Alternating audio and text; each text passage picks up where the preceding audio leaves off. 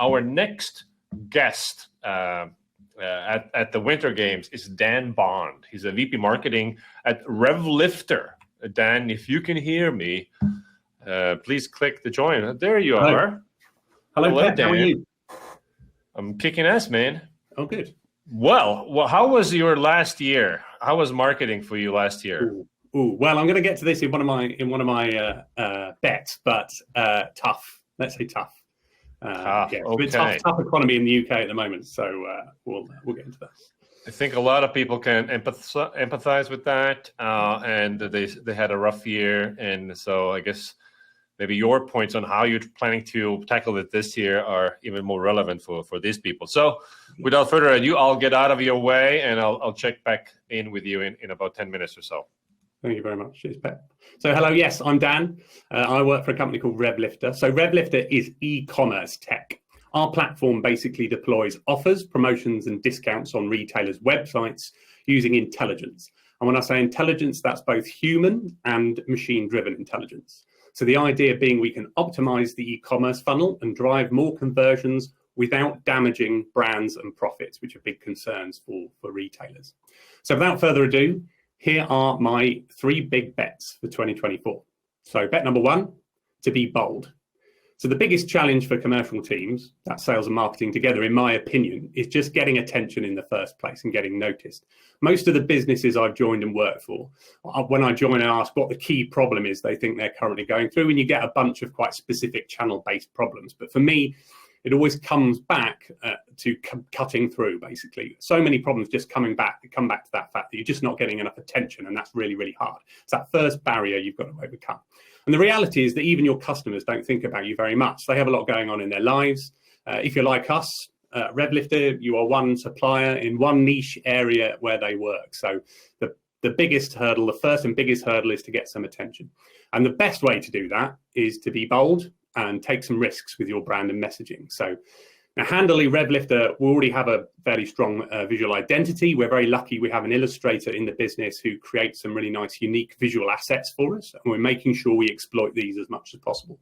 But also, we're going to be leaning into a quirkier tone of voice and looking for opportunities to take strong positions on industry issues, both at a company and an individual level.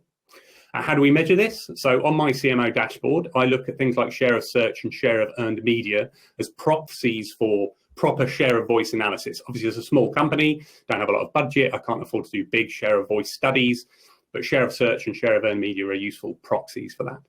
We're also looking at improvement across the dashboard in all our metrics, and particularly in engagement metrics to see where that's working and we're getting higher engagement. And over time, we'll look at things like customer acquisition costs and pipeline velocity as well to make sure it's having that impact across the funnel. So bet number 2 is having focus. And this is where that big dose of reality I was talking about for some of us has come in. We have less resources this year. My budget was cut by 50%. My team was cut as economic reality hit. Times are tough. So the consequences are we need to say no more and be more realistic about what we can achieve. So we need to choose the right channels for us and stick to them. We need to focus on campaigns that will really drive results. We need to make sure we're squeezing every single drop, every little drop out of all the activities we are doing. Before we could, last year, for example, we could try an event that wasn't quite lined up with our ICP or was on slightly different topics to see how those went, but we just can't afford to do that anymore. We need to be really careful in our selection of which activities we do. We need to compare audiences with our ICP and target lists. And in terms of measurement, we have our commercial targets for this year, and they've been set at a much more realistic level following some at times fairly difficult negotiations between the commercial team and leadership, but you've got to have those difficult conversations at times like that. My advice here really is to make sure you feel your targets are realistic compared to your resources.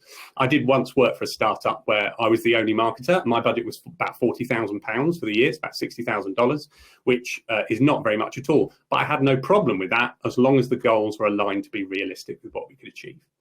A job, particularly a marketing job, is basically some goals, some resources and constraints, and you're trying to achieve those with those.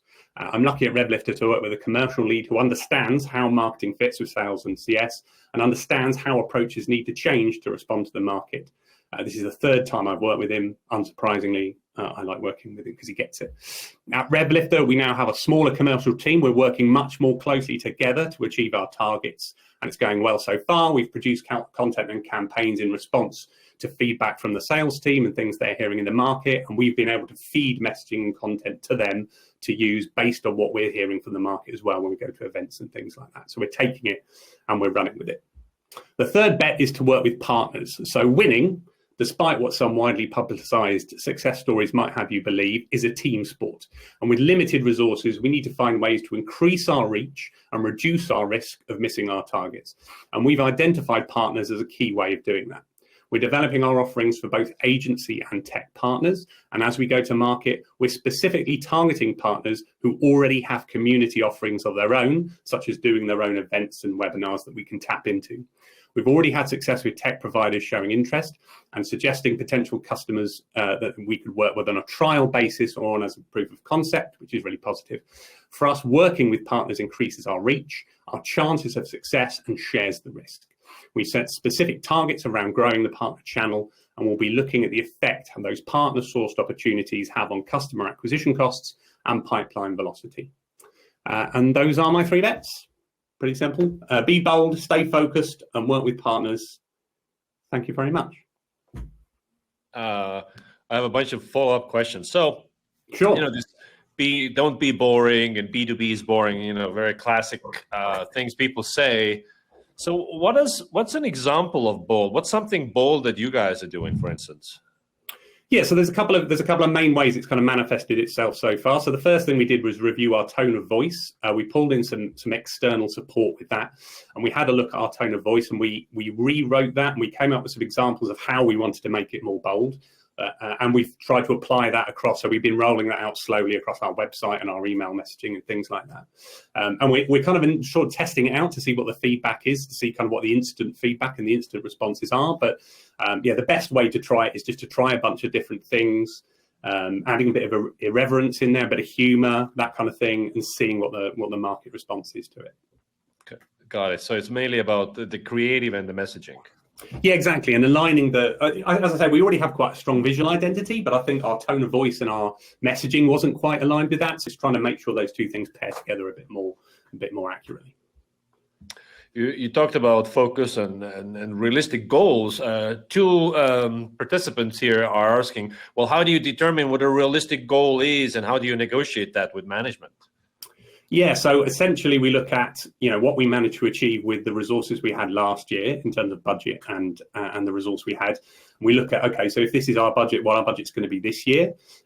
We look at right sizing that. So our budget's about half, but realistically we're not going to achieve half the goal with that budget, because we're also moving into a slightly different position ourselves as well, in a slightly different market. So we basically negotiated to a level where we felt was realistic based on that. So we managed to get it docked down quite significantly to more of almost test and learn. Let's test and learn what we're working with in this year before we really set anything too ambitious.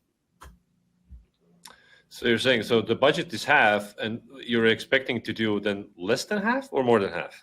Well, certainly less than half. Yeah, our goal is less than half of what it was last year, based on some clear. It's all about justification. Basically, it's about going through what you're planning to do this year, who you feel that you can target, how big that market is. Looking at your potential market sizing and your resources, because our sales resource got cut as well, so that all had to be taken into account in setting those targets.